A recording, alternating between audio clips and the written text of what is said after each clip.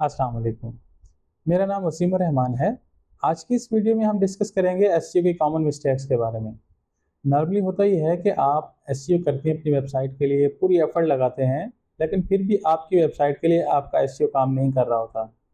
उसमें होता ये है कि आप ऐसी बहुत सारी मिस्टेक्स कर जाते हैं जिसका आपको अंदाज़ा ही नहीं होता कि ये गूगल के अकॉर्डिंग मिस्टेक्स हैं और इस बेस पे गूगल आपको कभी भी रैंकिंग में नहीं लेके आएगा। तो इस वीडियो के अंदर हम प्रैक्टिकली स्टेप बाय स्टेप सभी डिटेल्स के साथ इन मिस्टेक्स को डिस्कस करेंगे और इस वीडियो के अंदर मैं आपको ये भी बताऊंगा कि प्रैक्टिकली आप इन मिस्टेक्स को किस तरह से सॉर्ट आउट कर सकते हैं। तो ये वीडियो आपके लिए बहुत इंपॉर्टेंट है। आप ई कॉमर्स करते हैं, अगर आप सर्विसेज सेल करते हैं या आप कुछ भी करते हैं, आपके पास वेबसाइट है, तो ये वीडियो आपके लिए बहुत ही इंपॉर्टेंट है, तो आपने इसको एंड तक लाजमी देखना है। हमारी जो पहली कॉमन मिस्टेक है वो है इम्प्रॉपर कीवर्ड यूजिंग।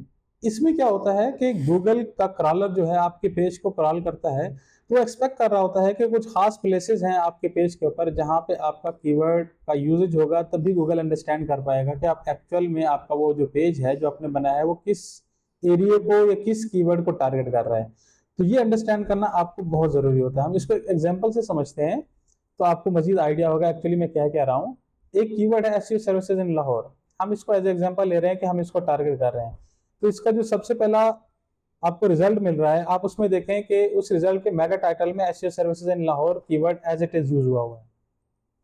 तो ये हमारी पहली प्लेस है जिसमें आपका कीवर्ड का यूज होना बहुत जरूरी है, वो है आपका मेटा टाइटल। अब हम इसको ओपन कर लेते हैं। ओपन करने के बाद आपको मेक श्योर करना चाहिए कि आपका जो कीवर्ड है वो यूआरएल के अंदर होना चाहिए। SEO services Lahore, SEO services in Lahore, ये दोनों सेम वर्ड हैं, जस्ट इन उसने वर्ड यूज नहीं किया। तो ये कीवर्ड और यहाँ यूआरएल के अंदर प्रॉपर तरीके से कीवर्ड को टारगेट किया गया है। ये दूसरी प्लेस है जहां पे गूगल आपसे एक्सपेक्ट कर रहा होता है कि एक्चुअल में आप कीवर्ड को यूज करेंगे। तीसरी प्लेस होती है आपका हेडलाइन। अब इसके अंदर देखें कि उसने कीवर्ड को यूज किया हुआ है। जिस भी बंदे की ये वेबसाइट है उसने प्रॉपरली तरीके से H1 में कीवर्ड को यूज किया हुआ है। तो आपकी जो हेडलाइन है वो मेक श्योर करे कि आपकी उस कीवर्ड को टारगेट करे जो कि एक्चुअल में आप टारगेट कर रहे हैं। जो लास्ट प्लेस है जो सबसे इंपॉर्टेंट है वो है आपका फर्स्ट पैराग्राफ। अब जिस कीवर्ड को आप टारगेट कर रहे हैं उस कीवर्ड का इंटेंट जो व्यूअर का बनता है, आपको अंदाजा है कि इस इंटेंट की बेस पे व्यूअर आपसे क्या चीज डिमांड कर रहा है, क्या इंफॉर्मेशन लेना चाह रहा है, तो वो जो आपका फर्स्ट पैराग्राफ है उसके अंदर उसका आंसर होना चाहिए। तो ये वो प्लेसेस हैं, अगर आप इन प्लेसेस को मेक श्योर करते हैं कि आप कीवर्ड को प्रॉपर तरीके से यूज करेंगे तो गूगल आपको टॉप रैंकिंग देगा। अगर आप मिसाल के तौर पर इनमें से किसी प्लेस को छोड़ देते हैं बाय मिस्टेक, आपको अंदाजा नहीं होता, तो जो इन प्लेसेस के ऊपर कीवर्ड को यूज करेगा तो गूगल उसको फर्स्ट प्रायोरिटी देगा, उसको ज्यादा प्रायोरिटी देगा कि उसको इस तरह के कीवर्ड के ऊपर टॉप लेवल पे आए। जैसे कि ये एक कीवर्ड है जो हम यहाँ पे एज एग्जांपल ले रहे हैं।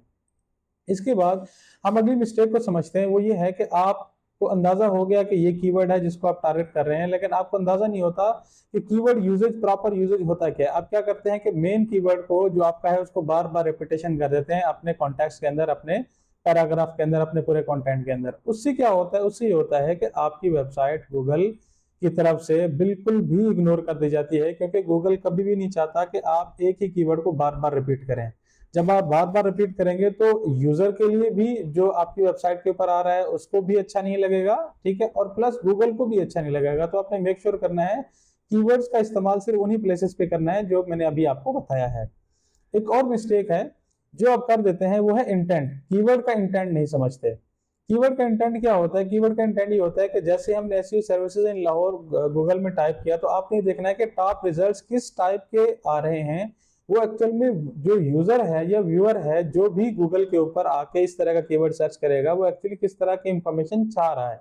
तो ये टॉप रिजल्ट्स हैं, ये आपको बता रहे हैं कि किस तरह की इंफॉर्मेशन आपको अपनी वेबसाइट के ऊपर देनी चाहिए अगर आप इस कीवर्ड को टारगेट कर रहे हैं। तो ये जो चीजें, ये छोटी छोटी मिस्टेक्स हैं जिनको आप इग्नोर कर देते हैं, फिर आपको समझ ही नहीं आती कि आपका जो वेबसाइट पेज है वो गूगल के ऊपर क्यों नहीं रैंक कर रहा। हमारी जो अगली कॉमन मिस्टेक है वो है lack of topical authority. Lack of topical authority एक बहुत इंपॉर्टेंट फैक्टर है जिसकी वजह से आपकी वेबसाइट गूगल के ऊपर रैंक नहीं कर पाती। अगर आपको अंदाजा नहीं है कि आपकी अथॉरिटी नहीं है तो आप बहुत सफर करते हैं। जब भी आप कोई कीवर्ड टारगेट करते हैं तो उससे पहले आपको ये अंदाजा होना चाहिए कि आप कितने बड़े कंपटीशन में अपने उस पेज को इंडेक्स करवाने जा रहे हैं गूगल के अंदर। तो आपको अंडरस्टैंड सबसे पहले ही करना होता है। अगर आपने कीवर्ड पहले ही डिसाइड कर लिया और आपने लैक ऑफ अपनी टॉपिकल अथॉरिटी को अंडरस्टैंड नहीं किया अपनी पेज की, तो तभी आपको अंदाजा ही नहीं होगा कि आपका पेज कितना सफर करेगा और आपको कितनी एफर्ट करनी पड़ेगी। तो इसको अंडरस्टैंड करने का एक तरीका है, वो मैं आपको बता देता हूँ। आपने मिसाल के तौर पर ये कीवर्ड है जिसको हम टारगेट करने लगे हैं, तो आपने इस कीवर्ड को गूगल के ऊपर एंटर करना है, तो आपके सामने टॉप 10 रिजल्ट्स आ जाएंगे। तो आपने सबसे पहले वाले रिजल्ट को इस तरह से ओपन कर लेना है। इसके होम पेज को आपने करना है कॉपी और गूगल के ऊपर आके अपने इस तरह की कमांड दे देनी है। जैसे ही कमांड देके आप उसको एंटर करेंगे, अब हमने ये होम पेज जो है ना इस वेबसाइट का यहाँ पे एंटर किया हुआ है। तो जैसे ही एंटर करेंगे तो गूगल आपको बताएगा कि राउंड अबाउट कितने पेजेस हैं जो एक्चुअली इसके अंदर इंडेक्स हैं गूगल के डेटाबेस में। अब हमें ये अंडरस्टैंड करना होगा कि जो top SEO services in Lahore, जो SEO services in Lahore basically एक कीवर्ड है, इस टॉपिक के ऊपर इस वेबसाइट ने कितने आर्टिकल्स या कितने पेजेस ऑलरेडी बना रखे हैं, वो गूगल को ये बता रहा है इन सेट ऑफ पेजेस के थ्रू, 187 पेजेस के थ्रू, कि वो कितना एक अथॉरिटेटिव है, कितना एक कंटेंट के बारे में ज्यादा अच्छी इंफॉर्मेशन रखता है। अब आपको अगर इस तरह के कीवर्ड को टारगेट करना है, तो आपको खुद से जज करना होगा, खुद से अंडरस्टैंड करना होगा कि आपको इस मेन कीवर्ड के सब टॉपिक्स इस तरीके से कवर करने होंगे, इतने अच्छे पेजेस बनाने होंगे और इतना रेलिवेंट इंफॉर्मेशन देनी होगी कि गूगल को लगे कि ये जो मेन टॉपिक है आप इसके लिए मोर अथॉरिटेटिव हैं।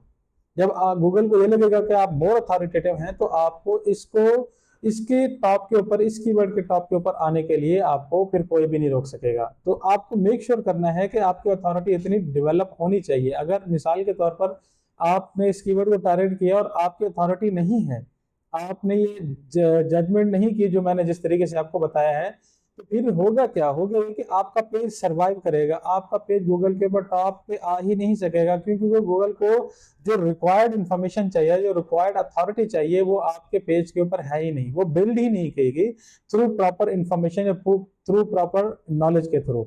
ठीक है ना। तो वो प्रॉपर तरीके से उसको सेटअप ही नहीं किया गया। जब सेटअप नहीं किया जाएगा तो फिर गूगल आपके उस पेज को इस कीवर्ड की रैंकिंग के लिए टोटली इग्नोर करेगा। हमारी जो अगली कॉमन मिस्टेक है वो है पेज लेवल अथॉरिटी डेफिशिएंसी। ये हमें क्यों अंडरस्टैंड करना जरूरी है? वो इसलिए अंडरस्टैंड करना जरूरी है जब हमें हमारे पेज की deficiency, overall page authority deficiency का पता होगा, तो हमें ये भी पता होगा कि जिस कीवर्ड को हम टारगेट कर रहे हैं, तो उस कीवर्ड के ऊपर ऑलरेडी जो कंपैरेटर रैंक कर रहे हैं उनकी कितनी पेज लेवल अथॉरिटी है।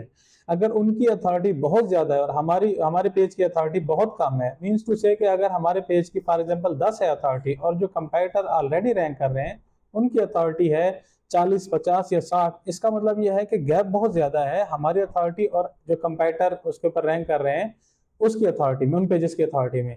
तो इससे हमें ये बात समझ आएगी, अगर हम उस कीवर्ड के ऊपर हर हाल में रैंक करना चाह रहे हैं तो हमारी एफर्ट बहुत ज्यादा लगेगी। अगर हम ये एफर्ट करने के लिए तैयार हैं तो हमें पहले से ही पता होगा कि इसमें हमारा टाइम भी लगेगा और एफर्ट भी लगेगी। अगर हमें ये इन चीज़ों का नहीं पता कि हमारे पेज की अथॉरिटी कितनी है, जो कंपैरेटर ऑलरेडी रैंक कर रहे हैं उनकी अथॉरिटी कितनी है, अगर हमें इन चीज़ों का पहले से नहीं पता, तो इसका मतलब ये है कि हमारा जो पेज है वो यहाँ पे सरवाइव करेगा। क्यों? क्योंकि हमें पता ही नहीं है कि हम क्या कर रहे हैं, हमारी जो पेज है उसकी वैल्यू कितनी है गूगल के अकॉर्डिंग, और जो ऑलरेडी कंपैरेटर रैंक कर रहे हैं उनकी वैल्यू कितनी है। तो ये सारी जो एस्टिमेशन है ये हम पहले से ही करते हैं ताकि हमें पहले से पता हो कि हमें एक्चुअल में कितनी एफर्ट पुट करनी है। अब इसको समझना कैसे है, इसको देखना कैसे है, उसको मैं आपको बता देता हूँ।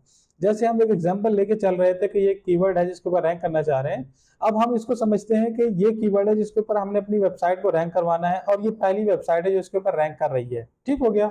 तो हम ये पेज है इसको करेंगे कॉपी, गूगल के ऊपर आके टाइप करेंगे PADA चेकर फ्री टूल ना भी लिखे तो कोई इशू नहीं है। तो आपके सामने जो सबसे पहली वेबसाइट है इसको ओपन कर लेना है। मैंने इसको ऑलरेडी ओपन किया हुआ है। तो जो टॉप कंपैरेटर उसके ऊपर आ रहे होंगे, तो आपने इस तरह से यहाँ पे उसके जो चेक करने वाला एरिया उसमें प्लेस करके ये इसको कैप्चा दे देंगे इस तरह से करके।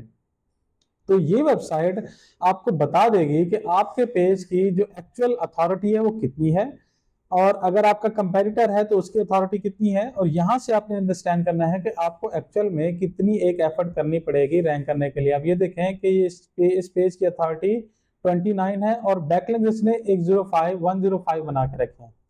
अब आपको ये समझना होगा कि अगर आपने रैंक करना है तो इससे ज़्यादा अच्छे बैकलिंक्स अपने पेज के लिए बनाने हैं, और आपकी इसकी अथॉरिटी जब बढ़ेगी तो आपका जो वेबसाइट का पेज है वो खुद ब खुद इस जगह के ऊपर आके रैंक करना शुरू कर देगा। अगर आपको मेरी वीडियो अच्छी लगी है तो इस चैनल को सब्सक्राइब करें, वीडियो को लाइक करें और दोस्तों के साथ शेयर करें।